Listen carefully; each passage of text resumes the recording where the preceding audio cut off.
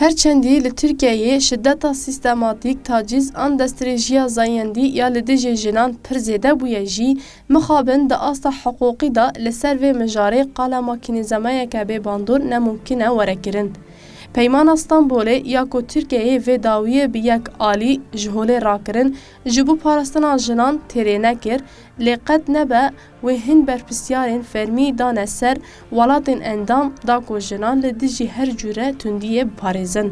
درکتن انا قانونی یا لترکیه جب پیمان تیوه واتایی کو او وان پیوران دبن تو مرجان دا ناسناکه.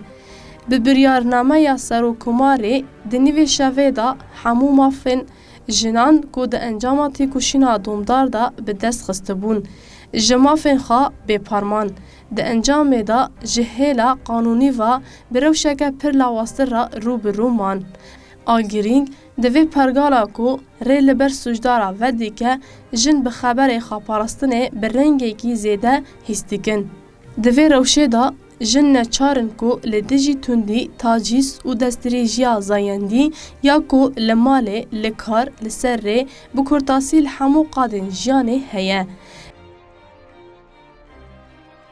ملک ایپک چاوا کو ده وره بیراوه. جن هر تم درشما خاپارستن راسته نایه دارزاندن.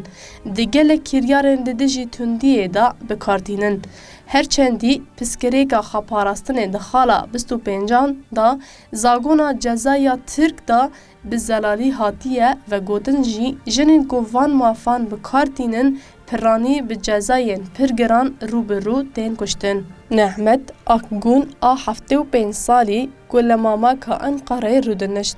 بسالان بو هم او هم جی کچاویا استنگدار جالی ازلام بناوی علی و راستی دستریجیه هاتبون. هولیا هالچکای یک جنین کماف خاپارستن بکار آنیه جی هولیای هالچکای کل گونگارینا استانبول دجی.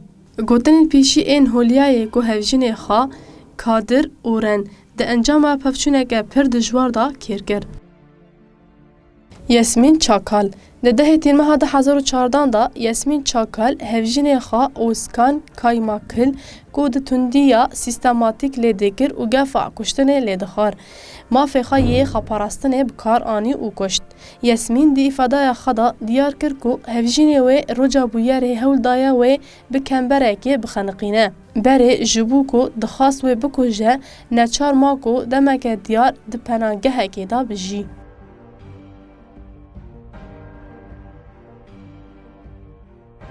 چیلم دوگان هر گاف دنوا نمونه تایبه دا تی حسباندن کو او یک جنین به هم پایه کو پشتی بکار اینا مافی خایی خاپاراستنه لترکیه سربست هات بردان و هفجین خا حسن کارابالوت کو لادانه شدتک دجوار لیدگر و جبو فحوشه زوره لیدگر ده 8 تیرمه 2015 دا کشت ده دوزا کو آلیه ریخستن جنان و گلک سازین فمینیست و هات شوپاندن و بالکشان سرخا چلیم به جزای مؤبد هاتو بو تاوان بار کرن اشترا لبرچاوگرتنا پرووکسیون و روشاباش جزای وی هات سر 15 سالان